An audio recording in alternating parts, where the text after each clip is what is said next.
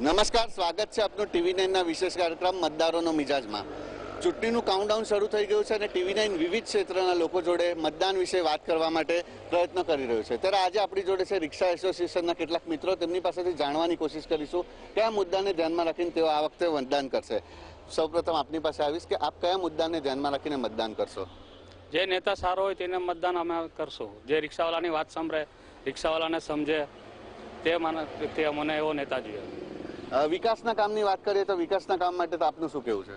વિકાસ જે હરીશભાઈ કરે ડિસિઝન અમારે સાંભળવું પડે ને હરીશભાઈ સારા માણસ છે, અમને કોઈ દિવસ તકલીફ નહીં આપી મળે અમારા નેતા। તમે કયા મુદ્દાને ધ્યાનમાં રાખીને આ વખતે વોટિંગ કરશો? ये जो अपना काम करे, हमारे को साथ दे, हम लोगों का जो है उसी को वोट देंगे। आप कौन से मुद्दे को ध्यान में रख के इस बार वोटिंग करेंगे? हम इस मुद्दे को ध्यान में रख के वोटिंग करेंगे कि यहाँ वापी शहर में अच्छी साफ सफाई दिख रही है, इसलिए जो भी दिख रहा है उसे देखकर हम वोटिंग करेंगे। તમે એક યુવા છો અને તમે પણ આ ફિલ્ડ જોડે अभी ये फील्ड के साथ शामिल है। आप कौन से मुद्दे को ध्यान में रख के इस बार वोटिंग करेंगे? देखिए, हमारा मुद्दा यही है कि पहले जो है हमारा जो ITO मेमो मिलता था तो 3000 का मेमो था तो हमारा 2800-2900 में हो जाता था।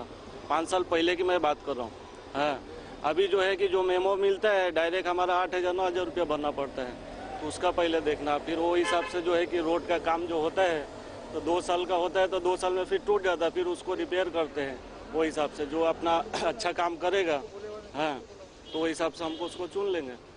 આપણી જોડે રિક્ષા એસોસિએશનના પ્રમુખ પણ છે હરીશભાઈ, એમના જોડે વાત કરશું કે તમે એક પ્રમુખ છો, તમારી પાસે ઘણા લોકોની, ઘણા તમારા ભાઈઓની રજૂઆતો આવતી હશે, તમે શું કહેવા માંગો છો? રજૂઆત તો વારંવાર બધા રિક્ષાવાળાની મારા પર આવે છે અને એ રજૂઆતને લઈને અમે વારંવાર કોઈ કલેક્ટર, વલસાડ, અમદાવાદ કે જ્યાં પણ જવાનું થતું હોય તો અમે જતા છે અને રિક્ષાવાળાનું વારંવાર કામ કરતા છે। પણ ઉપરી અધિકારી એ લોકો કોઈ ધ્યાન આપતા નથી આની અંદરમાં। હરેક રિક્ષાવાળાનો જે પ્રોબ્લેમ છે લઈને અમે નીકળતા છે, કામ કરતા છે। રહી વાત રિક્ષાવાળાની તો જો આજે સેલવાસ, દમણ અને વાપી એટલે સેન્ટ્રલ ગુજરાત મેન એટલે દમણ, દીવ અને આપણે જે વાપી શહેરની જે રિક્ષાઓ દમણ જાતી છે ત્યાંથી આવતી છે, તો તાના રિક્ષાવાળા અહીંયા આવતા છે ને કામ મતલબ એના ધંધા કરીને નીકળી જાય ને અમારો રિક્ષાવાળો દમણની અંદરમાં જાય તો ત્યાં એને પરેશાન કરે, હેરાન કરે અને બીજા કોઈ બી આમતે કરીને એને હેરાન પરેશાન કરવાની કોશિશ કરે અને એ રજૂઆત અમે વારંવાર કરતા છે દમણની પ્રશાસનને કે ગુજરાતની પર, તો એનો કોઈ નિર્ણય આદિ સુધી આવ્યો નથી અને આવતો નથી। ખાલી ને માત્ર ને માત્ર ધક્કા ખવડાવે છે। એટલે આ વખતેનો અમારો એવો રિક્ષાવાળાનો મૂડ છે કે આ વખતે કંઈ પરિવર્તન લાવીએ। પરિવર્તન માંગો છો? દમણમાં જતી રિક્ષાઓને હેરાન કરવામાં આવે છે, શું કહેશો? તમે કયા મુદ્દાને ધ્યાનમાં રાખશો આ વખતે? એ જરા પ્રશાસને વિચાર કરવો જોઈએ કે આપણી ગુજરાતની રિક્ષા દમણમાં આવી છે, એ જાય એવું કંઈ કરવું જોઈએ, રસ્તો કરવું જોઈએ, જઈ શકે એવું। आप क्या देखेंगे कि इस बार कौन सा नेता आपको, कैसा नेता चाहिए? विकासशील नेता चाहिए अपने को, जो अच्छा काम करे। हम लोगों का क्या है, मेमो दे देते हैं तो उसके लिए थोड़ा दिक्कत हो जाता है रिक्शा चलाने में। 4000-5000 का मोमो दे देते हैं, अनायास का ही, फोकट का ही। ओછી कमानी ने मेमोनी तकलीफ, શું કહેશો તમે? काम होना चाहिए और मेमो हम ज़्यादा भरेंगे तो हम कहाँ से पैसा कमा कर भरेंगे? इसके लिए हमको ऐसा नेता चाहिए जो हमारा सुने, हमारा बात को समझे। हमको ऐसा नेता चाहिए। आप क्या कहेंगे, आप कौन से मुद्दे को ध्यान में रख के इस बार वोटिंग करेंगे? अपने कोई भी मुद्दा देखेंगे, रोड हो, पानी हो, बहुत से ऐसे काम हैं जो सब देख के तो मतदान करेंगे।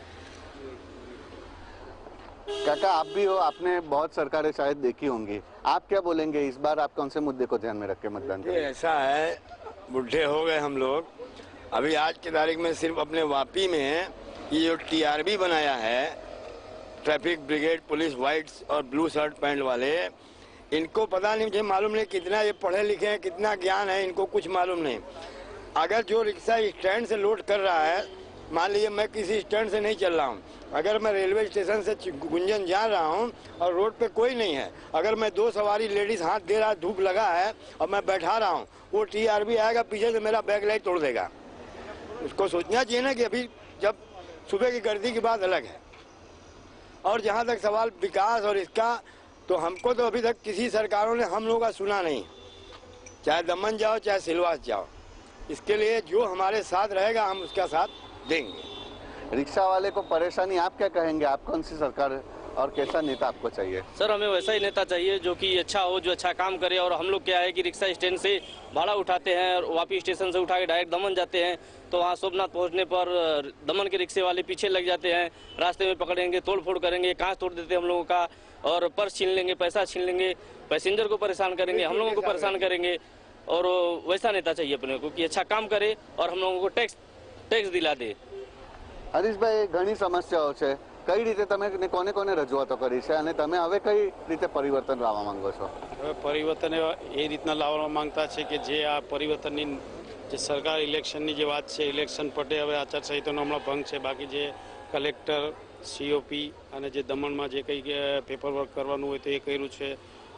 ગુજરાતની અંદરમાં કલેક્ટર સાહેબશ્રીને કીધેલા છે સ્ટેન્ડ બાબતના, કેમ કે આજ સુધી વાપી શહેરની અંદરમાં કોઈ જગ્યા પર પ્રમાણિત સ્ટેન્ડ નહીં મળે કે જેની પાસે એનો પેપરના પુરાવા છે કે આ મારું સ્ટેન્ડ છે કે 10 રિક્ષાનું, 5 રિક્ષાનું કે 15 રિક્ષાનું। તો એના માટે મેં કલેક્ટર સાહેબ વલસાડને રજૂઆત કરેલી છે અને અમારું એસોસિએશન જે છે એના પછાડી આ લોકો અમારા પર ભરોસો કરે અને એ કામ બધું કાર્ય મેં નેતાઓને કેટલા રજૂઆતો કરી?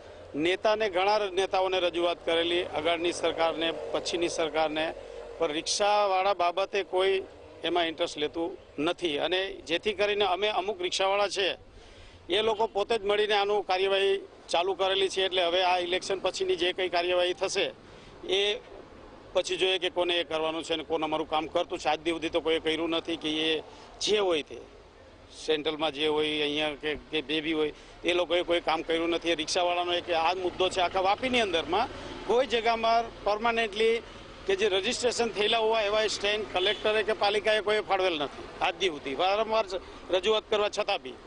એટલે આ ચાલુ છે। આભાર।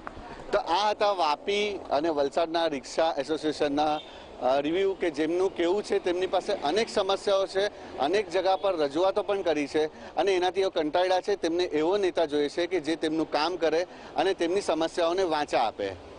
સચિન કુલકર્ણી, TV9।